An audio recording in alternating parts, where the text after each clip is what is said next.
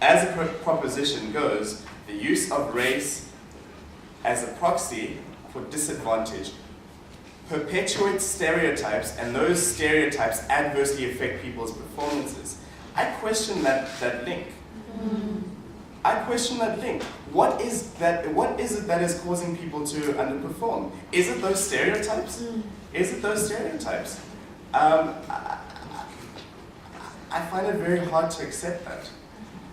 My mind tells me that there are very many real questions of disadvantage that South African people grapple with, particularly black South African people who have in the past been institutionally put at a disadvantage. I feel like that has more of a direct link to this underperformance that we see than any kind of stereotype that may have come as a result of people being admitted to UCT on questions of their color of their skin. There's one thing that I think that needs to be emphasized in this debate. We cannot ignore, as Kojo has reminded us, we cannot ignore the fact that we have deep structural inequalities in our country. And that these deep structural inequalities, in fact, shape the lives of many of our people, shape the experiences of many of our people, and shape the perspectives of many of our people. And it's in that way that we have to think of how do we redress those deep structural inequalities. And until we can with confidence say that that we no longer have these structural inequalities, and that these structural inequalities have in fact very much been impacted by the issues of race, I don't think we can remove race out of the equation. But let me say very quickly, as I've said before, that we need to look at other criteria as well as race that help us to determine the issues of disadvantage. That this difference between us have absolutely, these visible differences have absolutely no effect. That there's nothing about me which you can interpret about me in terms of what you can see. You can read nothing about me in terms of what you're looking at. Nothing. And it's a really hard thing around which to get our heads, because we in everyday reality invoke the absolute opposite.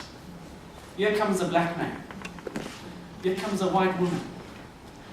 Here comes a colored so-and-so. And we attach meanings to the ways in which those things are supposedly meant to operate with real effects. That's the real effect.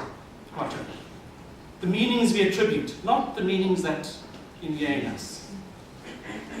So this is the puzzle.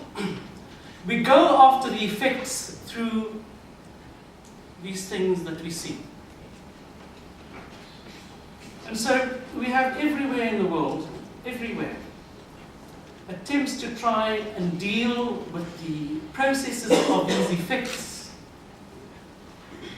through an extremely blunt instrument, the thing that causes the problem.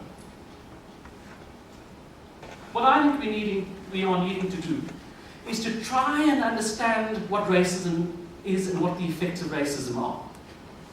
And if we're going to be measuring anything, it should be those effects. In some ways, this debate, which is blown out of proportion, because you would think that there were thousands and thousands of white students who have been disadvantaged through the policy. I want to make the point that it's only where places are rationed that any of this matters. Okay? If you have a degree program, as is the case for many of our degree programs, where anyone who is good enough can get in, and where we can expand the intake to take all of the good applicants, then the fact that you give extra points to black students who have come from a disadvantaged background doesn't make any difference to the white students who are in, because they're in anyway.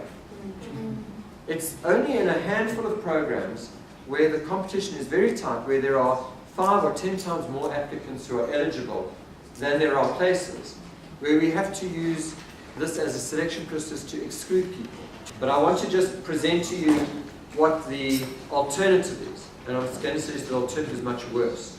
So, if we had the policy which, let me suggest DASA would like us to have and some others would like us to have, which is, where students are clearly disadvantaged, yes, they come from a poor school, a location school, township school, recognize that and bring them into the university.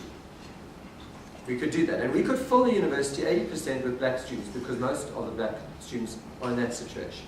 And we would also get a few white disadvantaged students. But where black students come from privileged schools, don't give them any advantage, because they've already had the privilege. So those students would not get in, because it's so competitive that when you make a selection with this bimodal distribution, you find that not many of the black students get in. Right, so what are we actually trying to achieve in this policy? Because I see 3 possible, possible lines of argument. The first of which being that the policy is strictly trying to address previous inequality, right? So those created strictly by politics, on which basis race is absolutely perfect, race is 100, because that's how the discrimination stemmed, right? The second of which being policy that is supposed to be redressing inequality as a whole, so that it includes race and other factors like schools, like economic disposition, socioeconomic disposition. And the third of which being a policy that's supposed to be redressive of the distribution of students that leave here. So we like to see a distribution of graduates, rather, that is non-racial or indicative or representative of the proportions of race that we have in South Africa, right? Now, the reason why I ask this question is that those 3 policies or those 3 routes, and if there are others, please do raise them, they have very big implications on whether the policy is good or bad, and whether in its implementation is failing or succeeding. Drawing our attention to are just some of the issues I think that are at play in this discussion. So just to compress those 3 issues that you put together there, Camilla, I think they're fundamentally all about the place of affirmative action in this country's future. And so you're asking this question about the moral place of having a policy like this in effect in the country. Now, the thing about this policy is that it's deeply contested, and the contestation plays itself out at a number of levels. It's a contestation about how you understood the past, what kinds of languages of description, what kinds of sociologies you might have of what that past was all about. And so, particularly in a place like the university, you have people with very many different ideas about what that past is all about. Some people will say it was a racist past. Some people will argue, no, it's not about race, it's about class. Some people are standing on the side there saying, actually, you're never mentioning these questions of gender. It's really a gender question. And so you're in this issue of what now should you be affirming? Okay? What should be affirmed? You mentioned one thing that I like very much. You say that the TRC did not look into education. And I think that is very evident today in that, I mean, look at universities like Stellenbosch, they still have 14%. I actually went through the statistic. The 14% black student intake, and obviously when you go there, there's an issue of you feeling like you're a sore thumb because there's not a lot of integration and redress and so forth. And when you go to universities like Potchefstroom, it's even worse. You are a sore thumb because black people are so rare to find. So that my question comes back to an issue of a policy like the one that UCT has. The first one is, don't you think that UCT is the most transformed university out of all the previously white institutions because of this policy? We as a country have been deprived of the thinking about how we can move forward and what recommendations can be done, can be made with regard to looking at redressing the past in respect of education.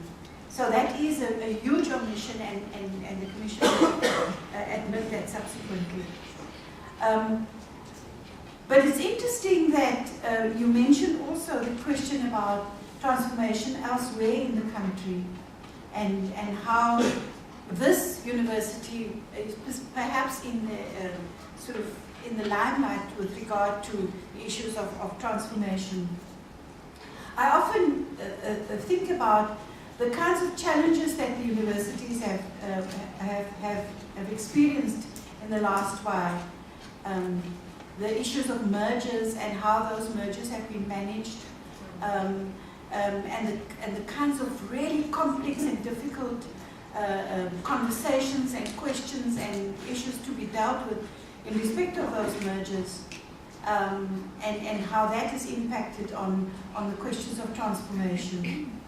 And just slowly and quietly, at this university, the transformation questions have been dealt with, while all the larger issues of transformation and so on, and the mergers at this university has not been faced with. I'm Khalid. I'm a member of SASCO, and if it wasn't for the race-based admissions policy, I wouldn't be here to be the president of the SRC. My question is directed to our Vice Chancellor. But just so that everyone can understand where I'm coming from, I'd like to offer some context. In my mind, it would be fair to say that an organization should constantly review and adapt itself to address the conditions in which it operates. During the apartheid era, race was the primary factor that determined the funding of education in South Africa. The Bantu Education Act of 1953 marshaled and state-mandated inequities in the funding of education. Now, that being said, the implementation of this act racialized the provision of education in the country, resulting in poor funding of education for the traditionally black community, and black in the all inclusive sense. And it stands to reason that the policies which govern the framework of public institutions today should attempt to redress the injustices imposed on the country during that apartheid regime. An admissions policy based on creating a university of equal opportunity is only the tip of the iceberg. There are much more relevant and concerning aspects that need to be looked into, the elements which contribute to the differential throughput and attrition rates across racial groups. Reaffirming a race-based admissions policy is not as important as putting in place the checks and balances to ensure that the desired impact is made by such a policy. My question: what methods could we look at, or could we look into, to adapt to the socio-economic dynamic without compromising the principle of creating equal opportunity and fair treatment?